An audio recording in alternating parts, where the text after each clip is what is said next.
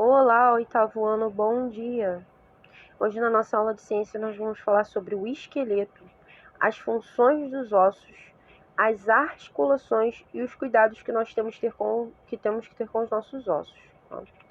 A gente vai começar então a falar sobre o esqueleto. Do que ele é constituído, né? Ele é formado principalmente por sais de cálcio, fosfato e fibras de colágeno, tá? Sem os sais minerais, os nossos ossos ficariam flexíveis como uma borracha, por exemplo. Sem o colágeno, ele se quebraria com muita facilidade, né? Ficaria tipo vidro, muito seco. Portanto, é a união, então, entre o colágeno e os sais minerais que dá resistência ao osso e possibilita, então, a realização das suas funções, né? Dessa forma, a gente tem ossos fortes, mas que também são relativamente leves. Em uma pessoa mais ou menos com 50 quilos de peso, quilogramas de peso, os ossos correspondem a cerca de 7 quilogramas. É mais ou menos essa proporção, tá? Então, vamos falar sobre a atuação dos ossos no nosso organismo. Sustentação e reserva de cálcio, né? Os ossos atuam nos movimentos, servindo então como ponto de apoio para os músculos, tá? Que ajudam a sustentar o corpo e protege também alguns órgãos, como o pulmão, o cérebro, a medula. O que acontece? Se a gente fosse um corpo só de carne, sem ossos, a gente não teria, né, o formato que a gente tem. Então, ele ajuda a fixar os músculos, tá? Então, os músculos, eles ficam fixados em cima dos seus ossos. E então serve como ponto de apoio, né, para a musculatura, para a nossa carne, né, dando estrutura ao corpo, e também serve como uma reserva de cálcio. Se você tiver uma deficiência de cálcio, o seu organismo ele vai extrair cálcio que está nos seus ossos, tá? Ficar armazenado ali, e se você por acaso não estiver consumindo, o seu organismo ele vai tirar dessa reserva, tá? É por isso que a gente vai falar um pouquinho mais à frente sobre a osteoporose, tá? Acho que vocês já até entenderam, né? No interior de alguns ossos, há a medula óssea, que é um tecido que produz células do sangue. Vocês já ouviram falar que, por exemplo, quando uma pessoa está com leucemia, ela precisa de um doador compatível de medula óssea? Por quê? No caso da leucemia, a pessoa está com uma deficiência, né, na formação de células sanguíneas. O que acontece ali? Há um aumento muito grande do número de leucócitos, né? Que são as células brancas, a gente já falou disso, a gente falou de sangue na aula passada. Então, vocês já sabem que os leucócitos fazem parte da série branca do sangue. E aí, essa pessoa acaba tendo essa deficiência, uma formação muito grande de glóbulos brancos. Aí, ela precisa, então, de um doador de medula, o que é muito raro, tá? Não é tão simples assim. Ele tem que ser compatível. A compatibilidade não é tão simples como uma compatibilidade sanguínea, por exemplo. Mas o que acontece? Na medula é onde que vai dar a informação para o nosso organismo produzir as células do sangue, tá? Então, é nesse tecido que passa por dentro de alguns ossos que a gente encontra, então, a medula óssea. Vamos lá, próximo assunto, então, a osteoporose, né? Então, justamente como eu falei ali atrás, se a gente não consome cálcio nas proporções que a gente precisa, que a gente vai usar, a gente não tem a ingestão adequada de cálcio, né? O que acontece? Os ossos, o nosso organismo ele vai puxar dos ossos, né? Vai extrair dos ossos o cálcio. E aí, então, a gente vai ficar um pouco descalcificado. Se você não repor aquele cálcio, suas reservas vão ficando baixas, né? E com o tempo, o osso ele fica todo poroso, tá? Então, a osteoporose, o nome já fala, né? Osteo é de osso, porose. Poros, fica porificado, cheio de poros, tá? Que nem aquela pedra pómez que você usa para limar o pé. Então, cheio de poros. Isso justamente porque o organismo tirou dali o cálcio para você precisava de cálcio no seu cabelo, você precisava de cálcio nos seus dentes. Aí foi retirando então dos ossos e você não fez a reposição. E aí então ele fica com porosidade, quebradiço, tá? E aí é feita a reposição então de cálcio, né? A pessoa precisa fazer exercícios para melhorar então.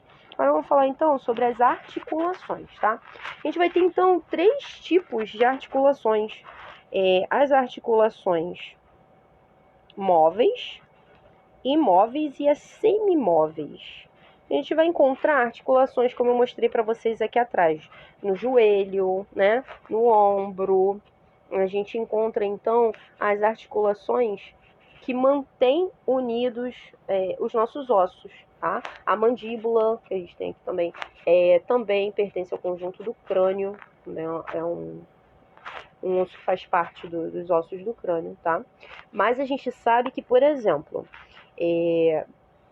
existem mais de 100 articulações no corpo e em algumas os ossos estão muito juntos e não há nenhum movimento entre elas. Então essas são chamadas articulações imóveis, tá?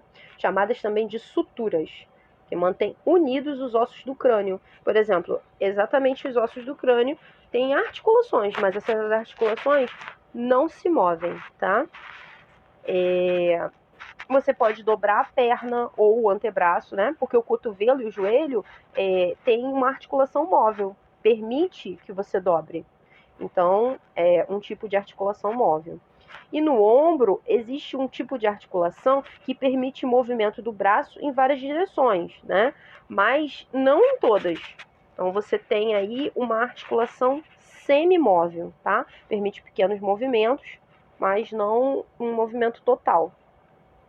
Nas articulações, os ossos são unidos, né, por ligamentos de tecido conjuntivo. E em muitas articulações a gente encontra a cartilagem, que vai funcionar como se fosse uma almofada, impedindo o atrito de um osso com o outro, tá? Então a cartilagem fica ali entre um osso e outro. A gente tem cartilagem, por exemplo, nos joelhos, tá? Que vai ficar entre um osso e outro, impedindo que um osso fique encostando, fazendo atrito no outro. Porque se acontecesse esse atrito, além de dor que nós sentiríamos, né? Com o tempo esse osso seria desgastado. Então essa cartilagem fica ali funcionando como uma espécie de almofada.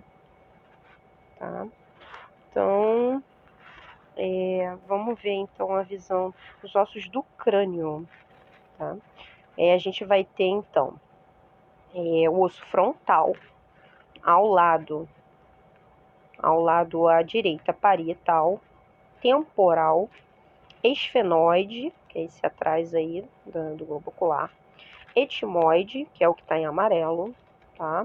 O osso nasal, lacrimal em vermelho, zigomático, que é esse tá apontado aqui do lado esquerdo, tá?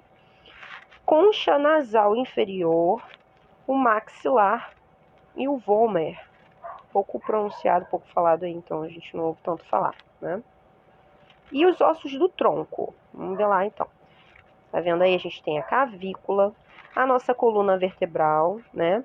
As costelas, que lá atrás eu falei que alguns ossos servem para proteger alguns órgãos. Então, as costelas, elas protegem tanto os pulmões quanto também o coração, tá? Então, por exemplo, se você tomar uma pancada muito forte nas costas, você vai sentir dor. Mas isso, as costelas vão impedir que os seus pulmões sejam lesionados, tá? Isso às vezes pode acontecer até uma fratura da costela, mas não vai acontecer então uma lesão no seu pulmão. Raramente, né? A menos que essa pancada fosse muito forte mesmo. Então aí a gente tem o ilíaco, tá? Embaixo é esse osso da bacia. O sacro, que é esse osso externo atrás, onde termina lá no cóccix. Escápula, que é o osso que dá o movimento ao braço, permite o movimento do braço, tá? E o externo, que é esse osso frontal, que a gente tem na frente do peito. Então, membros superiores e membros inferiores. Então, a gente vai ver, então, que os ossos do braço, eles se unem ao tórax pela cintura escapular, que é o ombro, formada pela escápula e pela cavícula. Já os ossos, vou dar um zoom aí para que vocês possam ir vendo. Já os ossos dos membros inferiores, tá?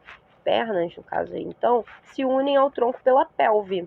É uma forma formado pelos ossos coxais e pelo sacro, que eu mostrei para vocês lá atrás. É esse osso aí em cima que vocês estão vendo, tá? A pelve. E serve de ponto de apoio também para músculos. Os ossos longos do braço, do antebraço, da coxa, da perna, funcionam como alavancas para os músculos, né? Para a gente poder fazer esse movimento de alavanca que a gente faz com os braços, a gente tem, então, esse tipo de osso e a articulação apropriada para isso, tá? Então, aí, para vocês verem o húmero, né, rádio e os ossos das nossas mãos, tá? As 14 falanges, a fíbula.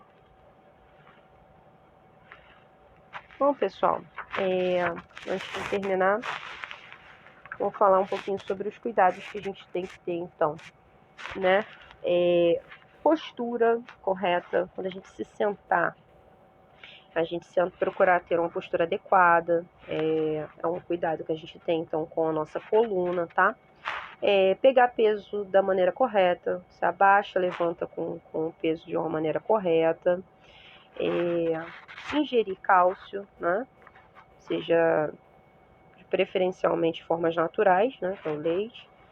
E é isso, evitar carregar peso de um lado só, evitar carregar muito peso e a gente ter consciência que a nossa postura, ela tem influência, né, no nosso futuro. Se a gente ficar sempre com as costas arqueadas para frente, com os ombros caídos, mais tarde o osso vai ficar, os ossos vão ficar nessa configuração, né, arqueado, e você pode ter uma lesão na coluna, passando a ter muitas dores nas costas e talvez até ter que fazer um tratamento.